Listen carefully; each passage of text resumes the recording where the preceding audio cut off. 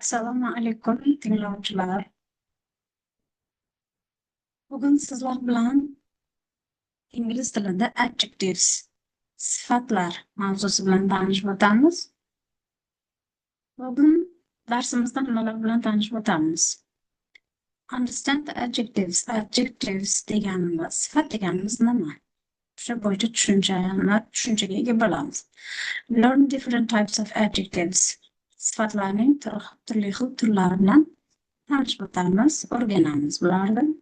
Use adjectives correctly in sentences. Gaplarda sifatlarni to'g'ri foydalanishda o'rganib chiqamiz. Endi qaraymiz. What is an adjective? So, what is an adjective? Sifat deganimiz nima o'zi bu? O'zbek tilida aytadigan bo'lsak, sifat bu predmetning belgisini bildirib keladi. Sifat bu gapda shaxsning, odamning, narsalarning va joylarning bizning hissiyotlarimizda va sifatlarimizni tasvirlab keladi. Bu yerda hozir inglizcha yozilgan, men o'zbekchasini aytib ketyapman sizlarga tushunarli bo'lishi uchun. Va misollar bilan aytadigan bo'lsak, beautiful, chiroyli, tall, uzun, interesting, qiziqarli, expensive, qimmat. Why do we use adjectives? Biz sifatlarda nima uchun foydalanamiz gapda? Adjectives make language more detailed and interesting. Sifatlar bu bizda gaplarimizni to'liqtirib va qiziqarli qilib keladi. Masalan, solishtirib ko'ramiz. Compare. I have a bag, mening sumkam bor. Endi uni sifat qo'shib qiziqarliroq va to'liqroq qilib aytish uchun I have a beautiful black bag deb aytsak bo'ladi. Bu nima degani? Bu menda chiroyli qora sumkam bor. Gap to'liqroq va chiroyliroq chiqadi. The second sentence gives more information. Bu yerda qaraymiz, ikkinchi gapda to'liqroq bizga ma'lumot beryapti sumka haqida. Types of adjectives, sifatning turlari. Ingliz tilida sifatning turlarini tanishib chiqamiz. Common adjective types. Tez uchraydigan sifatning turlari. Descriptive adjectives, opinion adjectives, size adjectives, color adjectives, nationality adjectives. Va buni ketma-ketligini ko'rsak ham bo'ladi. Biz gapda foydalangan paytimizda descriptive adjectives deganimiz biror bir narsani tasvirlovchi, odamni yoki bo'lmasam qanaqadir joyni, narsalarni tasvirlab keluvchi sifatlar. Opinion adjectives bizning fikrimizni tasvirlab beruvchi sifatlar. Size adjectives uning ko'lamini, razmerini tasvirlab keladigan sifatlar.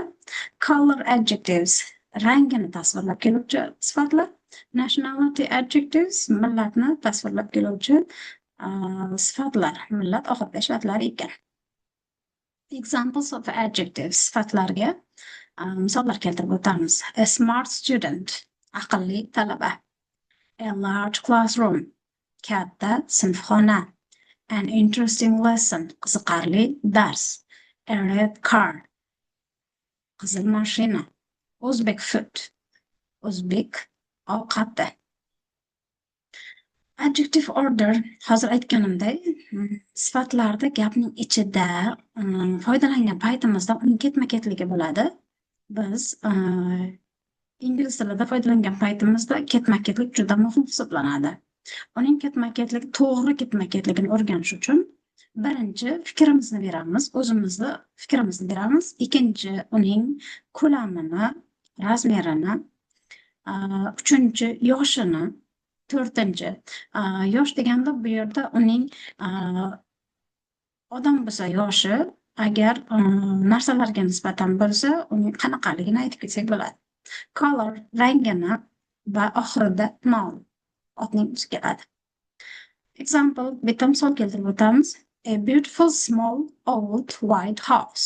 Bu yerda uyni tasvirlab kelyapti. Biz bitta uyni tasvirlab beryapmiz.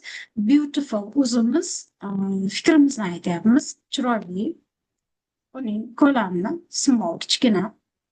Uning yoshi old eski, color white oq uy. Endi bu yerda hozir ketma-ketligini yaxshilab o'rganib olamizda, biror narsani tasvirlagan paytimizda o'sha ketma-ketlik bizga juda muhim hisoblanadi. Mana bu yerda eslatma qilib aytib o'tib ketilgan word order is important in English. Ingliz tilida bu ketma-ketlik juda muhim hisoblanadi. Endi sifatning darajalariga o'tadigan bo'lsak, sifatning turlarini tanishib o'tdik. Endi uning darajalariga o'tamiz. 3 ta darajadan iborat bo'ladi. Sifatlarimiz degrees of adjectives. Sifatning darajalari. Positive o'zining oddiy darajasi, comparative qiyosiy daraja, superlative orttirma daraja. 3 ta darajadan iborat. Masalan, hozir bu bilan aniq tanishib o'tamiz. Bu nima bizga kerak bo'ladi? Ko'rib olsangiz bo'ladi. Comparative adjectives. Nima uchun bu yerda hozir positive adjectivesga to'xtalib o'tmadik? Positive adjectives bu oddiy o'zi sifat bo'lib hisoblanadi. O'zi qanaqa sifat gapda qanaqa kelgan bo'lsa, masalan, katta, big bo'ladigan bo'lsa, big, small bo'ladigan small o'zini asl darajasida keladi. Endi bizga ikkita daraja kerak bo'ladi, comparative va superlative adjectives. Comparative adjectives bu qiyosiy daraja deganimiz. Use comparative adjectives to compare two things. Ikkita narsani gapda bir-biriga solishtirib ko'rsatamiz. Endi faqat narsa emas, odamlarni ham solishtirishimiz mumkin, joylarda solishtirishimiz mumkin bir-biriga. Examples. Misol keltirib o'tamiz. Masalan, tall, uzun. Taller. Tall oddiy darajaga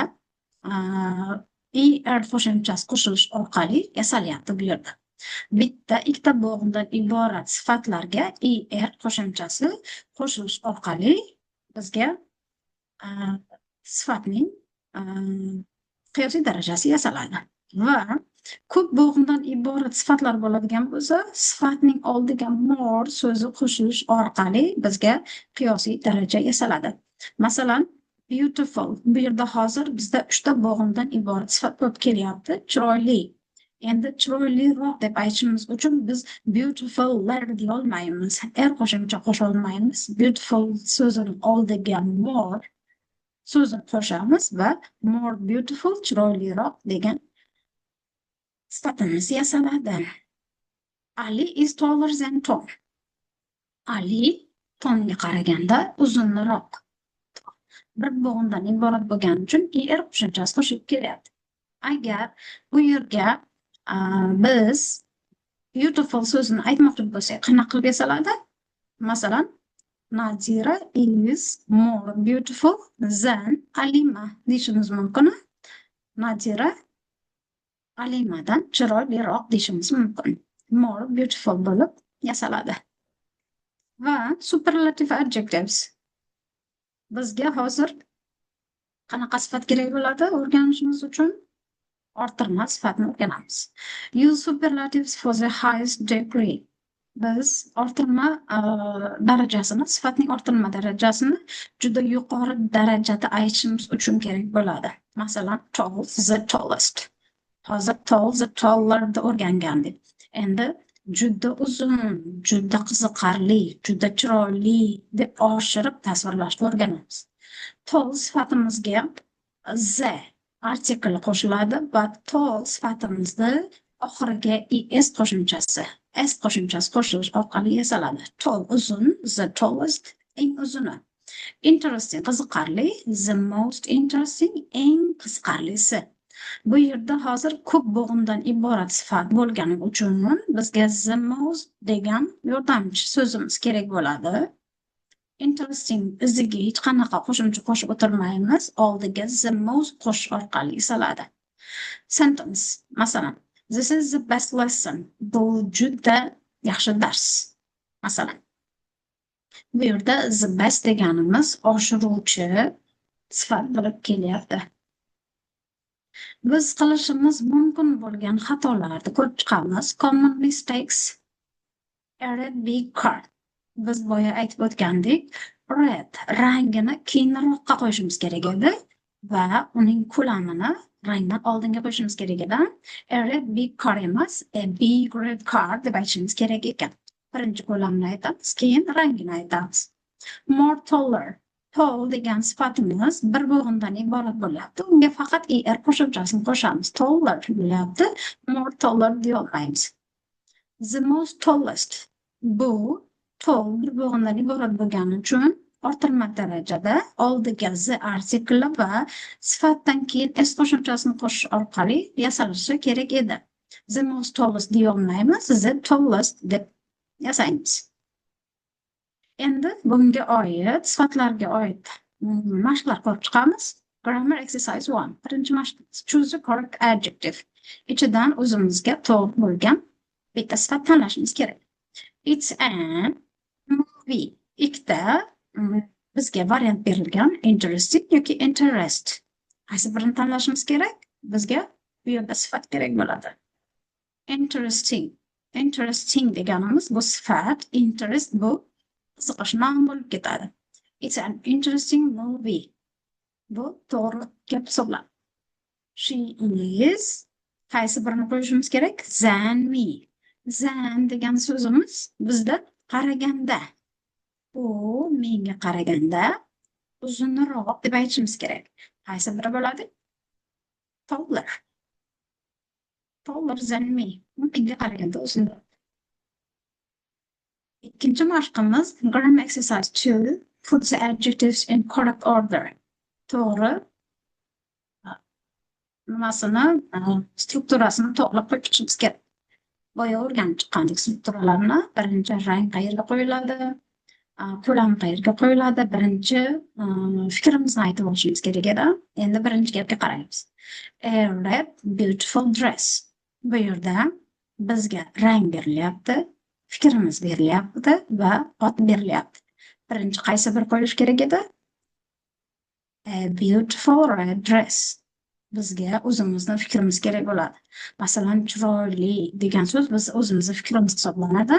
Kimdir uchun chiroyli bo'ladi, kimdir uchun xunuk bo'ladi. A beautiful red dress. Birinchi fikrimizni aytamiz. Undan keyin rangini aytamiz. Rangdan oldin nima qo'yishimiz kerak edi bu yerga? Agar bor bo'lsa, ko'lamni ham qo'yib ketishimiz mumkin. Ikkinchisi, an old interesting book. Bu yerda birinchi fikrimiz, ikkinchi ko'lam. Qaysi biri bo'ladi? An interesting old book. Qiziqarli eski kitob. Uchinchisi, a small black bag. Kichkina qora sumka. Qanaqa bo'ladi? Bir o'ylab ko'ringlar. A small black bag. To'g'ri, birinchi ko'lami, undan keyin rang ishlatiladi. Rahmat. Bugungi darsimiz shundan iborat. Bir ko'rib chiqib o'rganib olishingiz mumkin.